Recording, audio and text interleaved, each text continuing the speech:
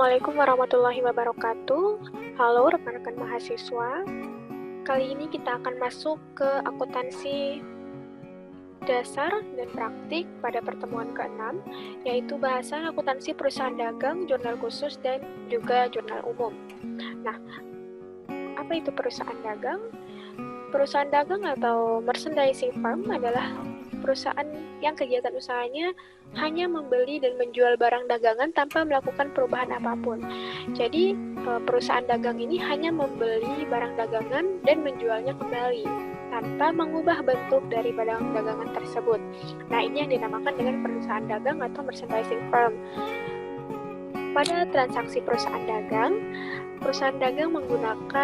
pada umumnya menggunakan jurnal khusus. Nah, jurnal khusus ini yaitu jurnal yang digunakan khusus untuk mencatat transaksi-transaksi sejenis. Ada 4 macam jurnal khusus, yaitu yang pertama adalah jurnal penjualan atau sales journal. Jadi sales journal ini digunakan untuk mencatat penjualan barang dagangan secara kredit yang menimbulkan hak tagihan kepada pelanggan. Jadi khusus penjualan secara kredit semuanya dicatat di jurnal penjualan atau sales journal. Untuk penjualan tunai nanti kita akan bahas akan dicatat di jurnal yang mana. Selanjutnya yaitu bentuk kolom buku jurnal khusus penjualan. Ada tanggal, nomor bukti.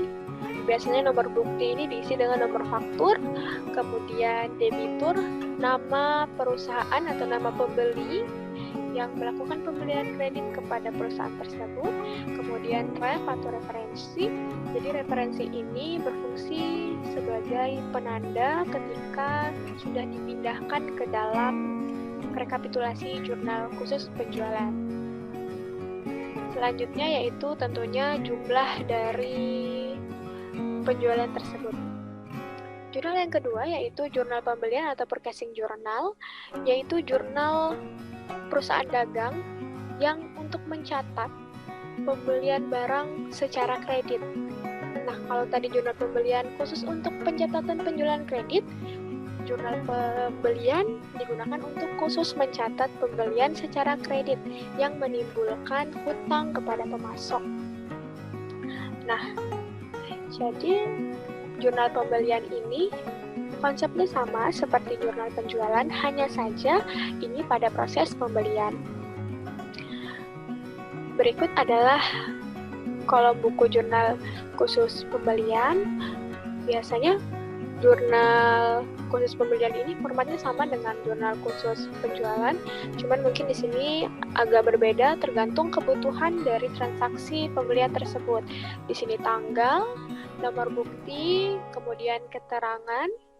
Keterangan ini biasa dibeli apa, barang dagangan atau dibeli barangnya apa, kemudian referensi juga fungsinya sama untuk menandakan bahwa yang ada pada jurnal khusus pembelian ini sudah dipindahkan ke dalam rekapitulasi jurnal. Kemudian, di referensi ini ketika sudah dipindahkan di kolom rekapitulasi jurnal akan di checklist. Jadi yang sudah di checklist berarti menandakan itu sudah dipindahkan ke rekapitulasi jurnal, sedangkan jika masih kosong berarti belum dipindahkan ke kolom rekapitulasi jurnal. Kemudian debitnya adalah pembelian atau serba-serbi. Serba-serbi ini khusus untuk pembelian yang bukan barang dagangan. Kemudian mengkredit utang dagang. Selanjutnya adalah jurnal penerimaan kas atau cash receipt journal, yaitu jurnal yang khusus digunakan untuk mencatat seluruh penerimaan kas baik dari debitur, bunga, sewa, maupun penjualan tunai. Nah, jika tadi penjualan kredit dicatat pada jurnal penjualan, kalau jurnal pada penjualan tunai akan dicatat di jurnal penerimaan kas, karena jika terjadi transaksi penjualan tunai maka otomatis kita menerima uang kas, maka masuk ke jurnal penerimaan kas. Ini adalah contoh dari jurnal penerimaan kas, ada tanggal, nomor bukti, keterangan, referensi juga sama ya, untuk mencatat untuk menanda bahwa transaksi tersebut sudah dipindahkan ke dalam rekapitulasi jurnal. Kemudian tentunya kas di sebelah debit, karena jika karena jika penjualan secara tunai maka pasti yang di debit adalah kas. Kemudian adalah potongan penjualan jika ada, ini maka diisi. Kemudian piutang di kredit jika ada pembayaran dari pelunasan piutang. Nah, ketika di jurnal penjualan tadi itu ada transaksi penjualan kredit, nah pembayaran dari transaksi tersebut dimasukkan ke jurnal khusus penerimaan kas. Makanya piutang di sebelah kredit. Kemudian ini yang penjualan juga di sebelah kredit, ini jika transaksi penjualannya secara tunai. Kemudian serba-serbi, ini khusus akun-akun yang lain. Selanjutnya adalah jurnal pengeluaran kas atau cash disbursement journal, yaitu jurnal khusus yang mencatat pengeluaran kas, baik membayar hutang kepada pemasok, gaji pegawai, pembelian, dan juga lain-lain. Oke, nah ini konsepnya juga sama dengan penerimaan kas, jadi semua pengeluaran kas itu dicatat ke dalam jurnal pengeluaran kas atau cash disbursement journal, termasuk pada membayar hutang dagang. Ketika kita membeli barang secara kredit awalnya, itu masuk ke dalam jurnal pembelian. Ketika kita membayar pembelian yang awalnya itu secara kredit, maka pembayaran itu kita catat di dalam jurnal pengeluaran kas. Berikut adalah contoh jurnal khusus pengeluaran kas. Yang pertama adalah tanggal, nomor bukti, keterangan, misalnya dibayar piutang dagang dengan nomor faktur sekian, kemudian referensi juga sama digunakan untuk sebagai penanda sudah atau belum dipindahkan ke dalam rekapitulasi jurnal. Kemudian di debitnya itu ada hutang dagang, karena dalam transaksi pembayaran hutang pasti hutang dagangnya di sebelah debit, karena saat pembelian secara kredit hutang dagangnya bertambahkan di sebelah kredit, jadi ketika pembayaran hutangnya berkurang maka harus didebitkan. Kemudian kolom serba-serbi kredit bisa saja berisi potongan pembelian jika ada. Kemudian yang pastinya di kredit adalah kas, karena di sini adalah jurnal khusus pengeluaran kas, pasti pengeluaran ada kasnya berkurang, makanya kasnya di sebelah kredit. Selanjutnya adalah contoh dari akuntansi penjualan.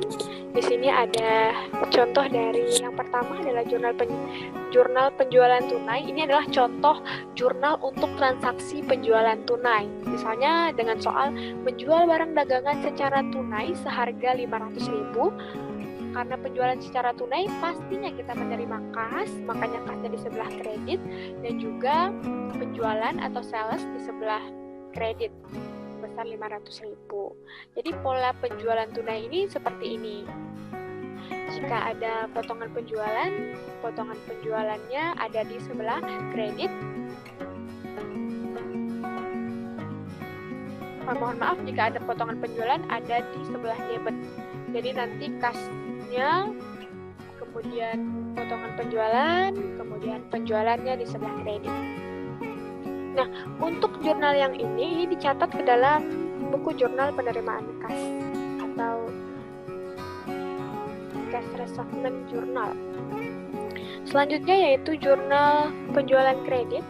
Nah, jurnal penjualan kredit, pola jurnalnya adalah piutang dagang atau account receivable di sebelah debit dan juga penjualan di sebelah kredit. Jadi yang membedakan penjualan penjualan tunai dengan penjualan kredit itu pada akun yang di debit. Jika pada penjualan tunai, akun yang di sebelah debit itu adalah kas, sedangkan pada penjualan kredit, akun yang di debit itu adalah piutang dagang atau account receivable. Sedangkan dengan kredit yang sama yaitu penjualan. Ini ada contoh menjual barang dagangan dengan syarat penjualan 2/10 N/30 seharga 400.000. Jadi untuk penjualan 2/10 N/30 ini berarti bahwa pembeli akan mendapatkan potongan 2% jika membayar kurang dari atau sama dengan 10 hari. tapi tidak akan mendapat diskon dan batas pembayarannya adalah 30 hari. Jadi misalnya kita menjual barang dengan syarat penjualan 2/10 N/30. Ketika pembeli membayar piutangnya pada tanggal 8 atau tepat pada tanggal 10, maka akan mendapatkan diskon 2%. Kemudian, batas terakhir pembeli membayar piutangnya adalah 30 hari setelah tanggal faktur. Nah, ini yang dimaksud dengan 2/10 N/30. 2 ini adalah persen diskonnya, 10 ini adalah syarat untuk mendapatkan diskon, N/30 ini, 30 adalah batas pembayaran dari penjualan yang sudah dilakukan. Jadi kalau misalnya di sini 3/15 berarti pembeli tersebut akan mendapatkan diskon 3% jika membayar kurang dari atau sama dengan 15 hari. Jika di sini N/50 berarti batas pembayarannya adalah 50 hari. Untuk pembayaran untuk jurnal penjualan kredit sendiri, ini ada contohnya ya, hanya diberikan jumlah saja 400.000. Kemudian jurnal retur penjualan tunai. Nah, untuk retur penjualan tunai, retur penjualan ini adalah pengembalian barang karena barang rusak atau karena hal lain atau barang tidak sesuai. Ini yang dinamakan dengan retur. Nah, untuk jurnal retur penjualan sendiri, dengan mendebet retur penjualan dan juga mengkredit kas. Karena ketika pembeli mengembalikan barang, maka kita juga mengembalikan uangnya. Makanya yang dikredit ini adalah kas. Nah, ini bisa masuk di retur penjualan. Kemudian ini adalah contohnya ketika ada barang yang dikembalikan sebesar 100.000, maka jurnalnya retur penjualan di sebelah debit sebesar 100.000 dan juga kas di sebelah kredit sebesar 100.000. Nah, transaksi ini dicatat pada jurnal pengeluaran kas karena kasnya di sebelah kredit, karena pada transaksi ini perusahaan mengeluarkan uang. Selanjutnya adalah retur penjualan kredit. Nah, bedanya retur penjualan kredit dan juga penjualan tunai, jika penjualan tunai yang dikredit adalah kas, kalau penjualan kredit yang dikredit adalah piutang dagang. Ini sesuai dengan transaksi awalnya. Ketika terjadi penjualan kredit, maka jurnalnya adalah piutang dagang di sebelah debit, penjualan di kredit. Jika terjadi penjualan secara tunai, jurnalnya adalah kas di sebelah debit, penjualan di sebelah kredit. Nah, ketika terjadi pengembalian, maka kas yang awalnya tadi di sebelah debit untuk penjualan tunai akan dikreditkan sesuai jumlah pengembalian, dan piutang dagang yang didebitkan pada penjualan kredit dikreditkan sesuai dengan transaksi pengembalian retur. Jadi seperti itu. Jadi untuk retur penjualan kredit ini dicatat pada jurnal umum. Jadi untuk retur penjualan kredit dan juga retur retur pembelian kredit itu dicatat di dalam jurnal umum. Selanjutnya adalah jurnal potongan penjualan atau sales discount. Ini adalah jurnal yang dibuat ketika kita menjual barang dan kita memberikan diskon. Jadi di sini ini untuk yang tunai ya, berarti kasnya di sebelah debit, potongan penjualan di sebelah debit, penjualan di sebelah kredit. Ini adalah contohnya, dijual barang dagangan secara tunai seharga 1 juta dengan diskon 10%. Nah, 10% ini adalah diskonnya. Jadi 10% dari 1 juta itu adalah 100.000. Nah, potongan penjualannya 100.000. Karena mendapat diskon 100.000, maka kasnya yang dibayarkan oleh pembeli kita itu 900.000. Penjualannya tetap 100.000. Jadi balance ya, kas 900.000, potongan penjualan 100.000 dan juga penjualan 1 juta. Nah, untuk jurnal di atas dicatat di dalam jurnal penerimaan kas. Karena di sini ada kas di sebelah debit menerangkan bahwa penerimaan kas. Selanjutnya adalah jika terdapat potongan penjualan pada saat pelunasan piutang. Nah, jika terdapat transaksi ini berarti masuknya ke dalam jurnal penerimaan kas. Karena ketika transaksi awal penjualan itu piutang dagang di sebelah debit, penjualan di sebelah kredit. Ketika membayar, maka piutang dagangnya hilang jadi di sebelah kredit karena awalnya ada itu di sebelah bertambah di sebelah debit dan berkurang di sebelah kredit karena piutang dagang itu masuk harta. Jadi piutang dagangnya di sebelah kredit, kemudian karena mendapatkan pelunasan maka kasnya di sebelah debit. Jika ada potongan penjualan maka potongan penjualannya di sebelah debit. Ini juga sama ya, yang membedakannya hanya akunnya saja. Jadi ketika pelunasan piutang, kas yang diterima, kemudian potongan penjualan jika ada, kemudian piutang dagang yang di sebelah kredit.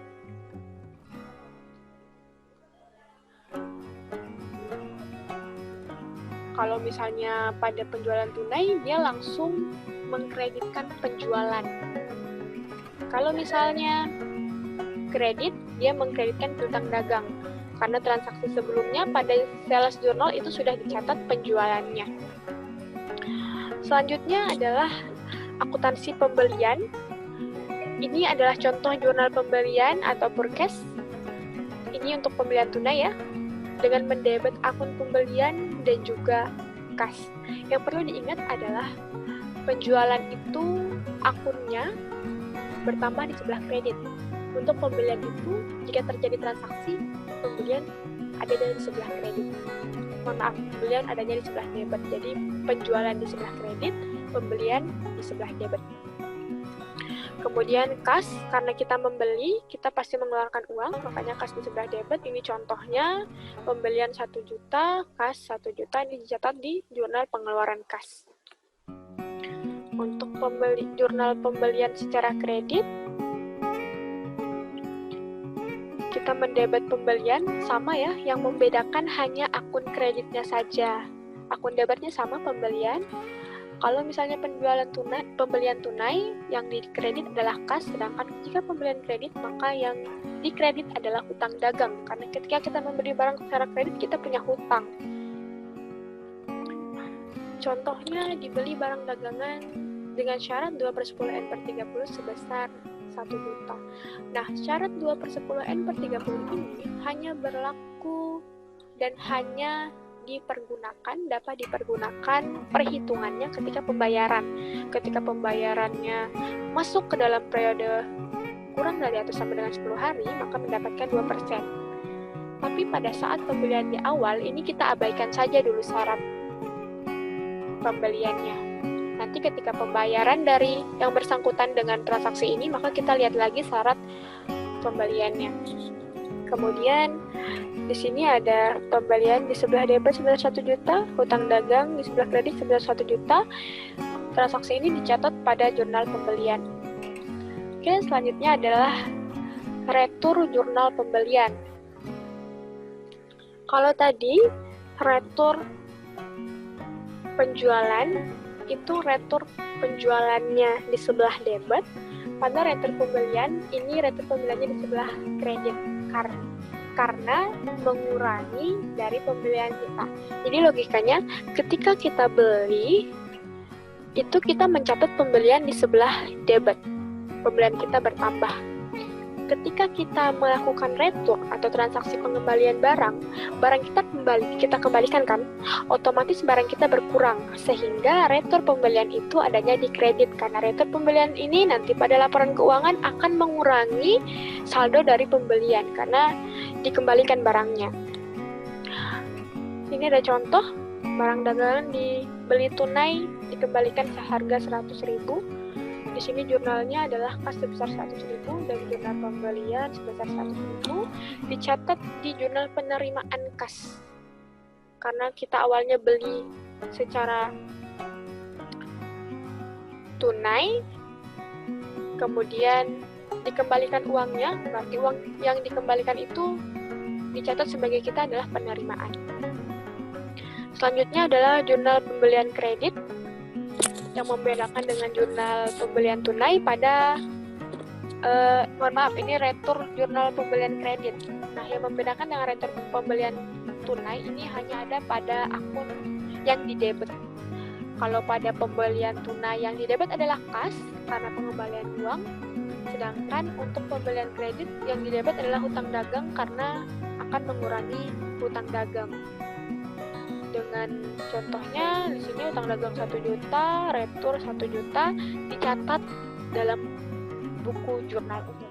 Jadi untuk jurnal pembelian dan jurnal penjualan ini untuk retur pembelian dan retur penjualan dicatat di jurnal umum. Kemudian selanjutnya adalah jurnal potongan pembelian, jurnal untuk purchase discount. Ini yang secara tunai. Jika secara tunai, maka pembeliannya di debit, potongan pembeliannya di kredit, kasnya di sebelah kredit. Contohnya, jika mendapat potongan 5%, berarti pembeliannya tetap 600.000, ada potongan pembeliannya di sebelah kredit, 5% dari 600.000, 30.000, pengurangan dari diskon, sehingga kasnya dibayar sebesar 570.000. Nah, jurnal ini dicatat ke dalam jurnal pengeluaran kas. Selanjutnya, jika terdapat potongan pembelian pada saat pembayaran hutang dagang. Nah, ini membayar hutang dagang sebesar 600.000, ada potongan 5%. Ini yang membedakannya hanya di sininya saja. Kalau di retur pembelian tunai, yang di debit langsung pembelian, karena sebelumnya tidak ada pencatatan pembelian, dia langsung dicatat ketika membayar. Sedangkan untuk yang kredit, kan sebelum ada transaksi ini kan kita mencatat hutang dagang di sebelah debit, pembelian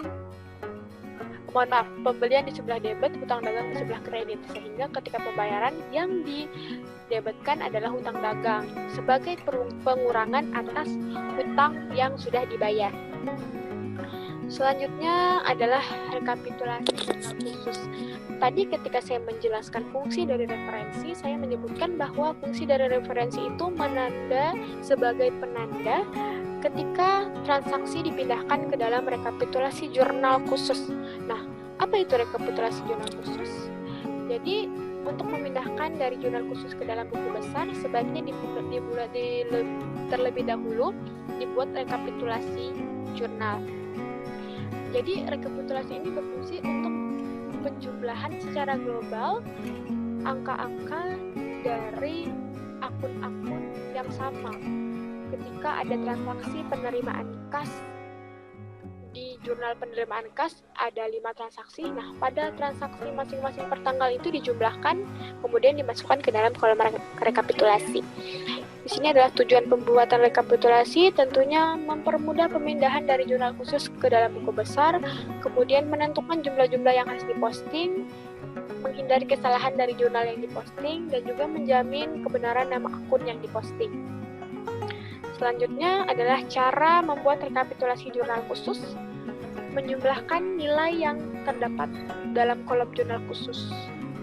Jadi dijumlahkan dulu semuanya yang ada dalam jurnal khusus debit kreditnya, kemudian tentukan perkiraan yang di debit dan di kredit. Jadi misalnya yang di debit ada akun kas dan juga akun